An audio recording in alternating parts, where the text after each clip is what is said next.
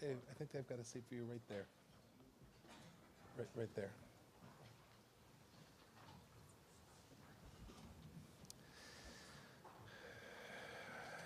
Good morning, everyone. What a glorious group to see assembled. And thank you all for traveling here to Washington for this important meeting. Over the course of the last year, 5 partners have joined the coalition, which is now 79 nations strong. To our newest members, Kenya and Fiji, welcome to the fight. We also recognize today that the new special envoy to the global coalition to defeat ISIS, Ambassador Jim Jeffrey. Jim, welcome. Jim is also serving as our special representative for Syria, and we are lucky to have him on the team. And finally, I want to also welcome Acting Defense Secretary Shanahan. Pat, good to see you. Welcome. You all know why we're here. ISIS remains a menace, one that is our generation's responsibility to stop. President Trump has called ISIS, quote, bloodthirsty killers, end of quote, because it's true. Public lashings, crucifixions, and slavery, stoning women, and forcing 13-year-old girls to marry. We've heard so many stories. We've almost become numb to how outrageous these stories are. The good news for all of us, and thanks to all of you, we've made real and significant progress. Our efforts have liberated more than 110,000 square kilometers of territory, freed more than 7 million men and women from tyranny, and allowed more than 4 million displaced people in Iraq to return home. Those are the numbers. That's the good work which we've done. Behind the numbers, behind the data, are real-life stories, like that of a Yazidi girl named Yasmin. She, along with her parents and 8 siblings, fled their village when ISIS came to town. Her father was killed. His body was never found. But now, 5 years later, Yasmin is safe. She's back in school. She can sleep at night. She can dream. People like Yasmin are why we're here today. We should never forget that. We all know, and that's why we're here today, we all know that there is more work ahead of us. The recent suicide bombing in Manbij incident shows that ISIS remains a dangerous threat in territory it does not control. I want to talk about the 4 main objectives that we all must embrace today.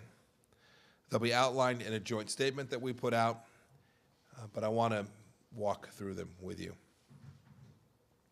First, we must recommit ourselves to the goal of permanently defeating ISIS. For our victory to be final and enduring, ISIS must no longer pose a threat to our respective homelands or function as a global network. There must be no more safe haven from which it can operate, and it must be unable to spread its message and brainwash new generations with their sickening ideology. To make sure that happens, we must attack ISIS residual networks and operations. We're entering an era of decentralized jihad, so we must be nimble in our approach as well. The nature of the fight is changing. We all need to bolster our ability to share intelligence and information with each other.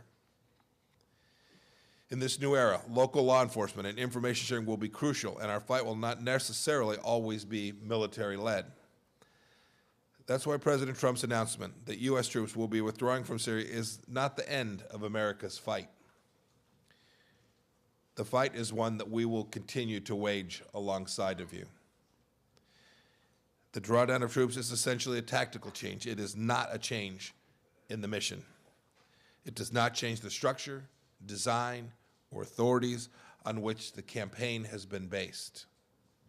It simply represents a new stage in an old fight. The drawdown will be well coordinated, and our policy priorities in Syria have remained unchanged. In addition to this coalition's laser-like focus on defeating ISIS, we're committed to a following series of things. First, a political solution in line with UN Security Council Resolution 2254. The removal of all Iranian-led forces from Syria. Our mission is unwavering, but we need your help to accomplish it, just as we've had over these past months and years. To that end, we ask that our coalition partners seriously and rapidly consider requests that will enable our efforts to continue. And those requests are likely to come very soon. Our second objective must be to reaffirm our support for the government of Iraq in its fight against terrorism. I'd like to personally welcome Iraqi Foreign Minister Mohammed al-Hakim to our ministerial. Let's give him a round of applause.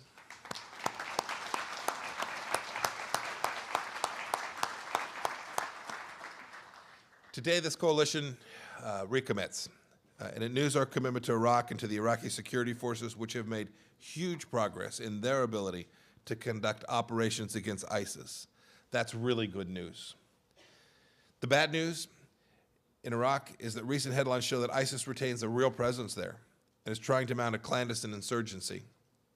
Our coalition must continue to support the government of Iraq in its efforts to secure the liberated areas of that country.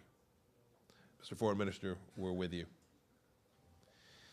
Our third objective is to chart a path forward for 2019 and beyond. As the organizational structure of ISIS continues to evolve, it's critical we find new ways, new effective ways to attack it. That means implementing the action plans developed by our coalition's 4 working groups. It means supporting humanitarian assistance, the clearance of landmines and stabilization efforts inside of Syria. And in order to assist communities to remove rubble and restore essential services in Iraq, we must secure stabilization funding there, which is facing a roughly $350 million shortfall. We've all agreed that this is a critical national security and humanitarian priority, so now is the time for all of us, not just America, to put our money where our mouth is. Everyone should contribute. Members of this coalition must be willing to take back foreign terrorist fighters, prosecute them, and punish them. To disrupt the flow of weapons and sensitive materials, we will need to continue building strategic border security, sharing intelligence, and targeting terrorist financial networks wherever we find them. And to counter the spread of a radical Islamist ideology, we need to continue partnering with organizations like the Middle East Broadcasting Center and the Sawab Center. Our fourth and final objective is to promote justice for victims and ensure that ISIS is held accountable for the atrocities it has committed. At lunch today, we'll hear from 2 people working hard for that goal. One is Nadia Murad, the recipient of the 2018 Nobel Peace Prize. And the other is UN Special Advisor Karim Khan. They both have important lessons, important stories, important facts for each of us to consider. So those are our 4 objectives. Working together, I am very confident that we will accomplish each of them. Just a few weeks ago in Cairo, I reiterated America's commitment to stamping out ISIS and other terrorist groups. That's my message again here today in Washington. America will continue to lead in giving those who would destroy us no quarter. We ask each of your countries to stand with us, and through our efforts and God's help, the day will come when the permanent defeat of ISIS is a reality. Thank you. Thank you for being with us here today. I would now like to invite Iraqi Foreign Minister Mohammed al-Hakim to give some brief remarks as well.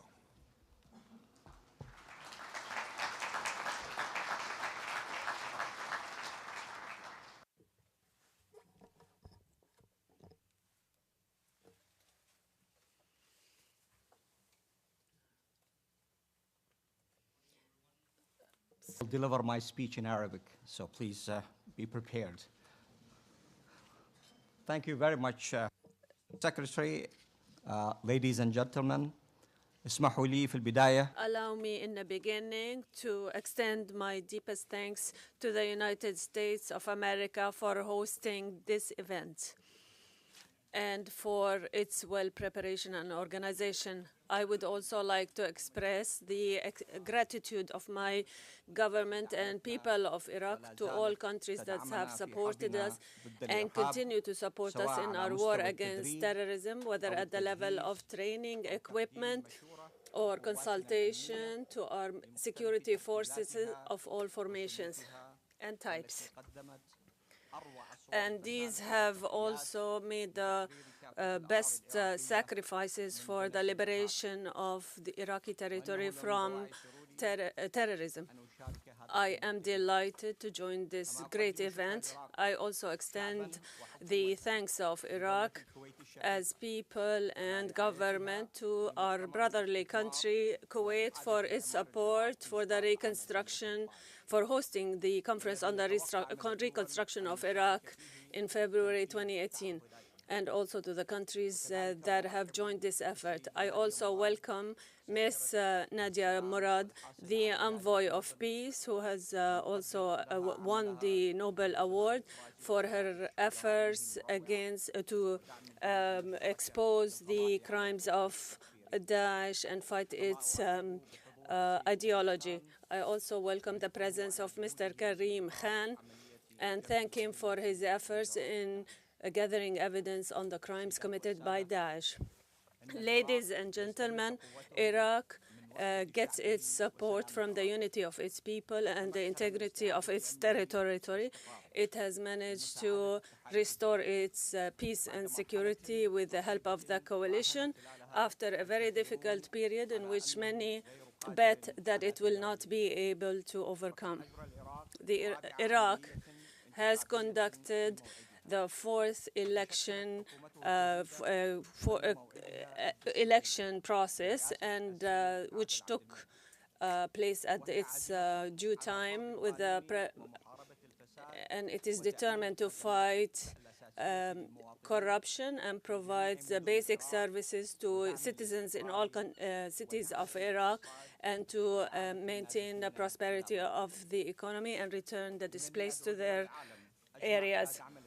I call on all countries of the world to help Iraq fight sleeper cells of Daesh all over the country, and to help Iraq restore its stability and return the liberated area to how they used to be, in order for terrorism not to win. Ladies and gentlemen, today, thanks to our efforts and sacrifices, together we are in the process of moving from military action to security and intelligence operations in order to maintain a safe environment for the return of the IDPs. Our security forces have conducted preemptive security operations in which they have foiled a host of terrorist attacks. Based on that, the government of my country hopes for the international coalition to continue its support for security forces in the area of qualitative training, equipment, and to standing by Iraq in its fair war, in which it continues to enter on behalf of the whole world. The security and peace and stability of Iraq is part of the instability and peace in the world. Iraq welcomes the efforts of the international coalition in Iraq, which has culminated in the defeat of terrorism, and it reiterates the importance of minding the basic principles on which the global coalition has been built, include, most importantly, the complete respect of the territorial integrity of Iraq, and for all operations to take place with the knowledge of the government of Iraq and in consultation with the Iraqi security forces, and with complete respect for the Iraqi constitution and Iraq's abidance by the UN Charter. In the same context, we stress the importance of intensifying the coalition's efforts in order to fight terrorism in Syria and ensuring that it doesn't return, while taking into consideration also the integrity of the Syrian territory, in order to maintain the great victory that we have also achieved against transnational terrorism. We also urge sisterly countries to respect their pledges during the reconstruction conference that was held in Kuwait in February 2018. Ladies and gentlemen, one of the most important aspects of returning stability to Iraq is to also get rid of mines, landmines, and remnants of war equipment. This will ensure the safe return of the IDPs, and this requires coordinated effort and technical support on the part of those concerned. We praise here the efforts of the United Nations, especially UNMAS and NGOs in this regard. Since a new era has begun after defeating terrorism, Iraq is determined, with the help of the international community, to achieve justice and accountability for the crimes committed by the terrorist organization ISIS against the Iraqi people, especially against ethnic and religious groups in Iraq. According to the international mechanism that the UN Security Council 2379 established in 2017, stability and the defeat of ISIS in Iraq are very important factors in achieving real justice. In addition to the respect of the sovereignty of Iraq and its judicial system in all stages of criminal justice. Ladies and gentlemen, in this regard, Iraq is coordinating its efforts with Mr. Karim Khan in order to facilitate his mission according to the authorization given to him while respecting Iraq's legal and judicial system. We call on coalition countries to provide logistic and technical support in order to support local Iraqi efforts to hold Daesh accountable for its actions, which amount to war crimes and wars against humanity and genocide.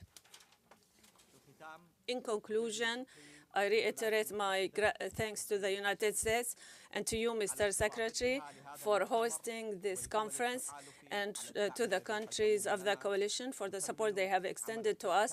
We value the work of all the committees emanating from this event, and thank you very much.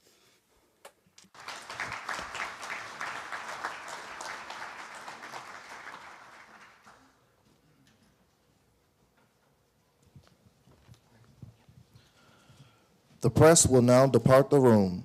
The plenary will resume after the departure of media.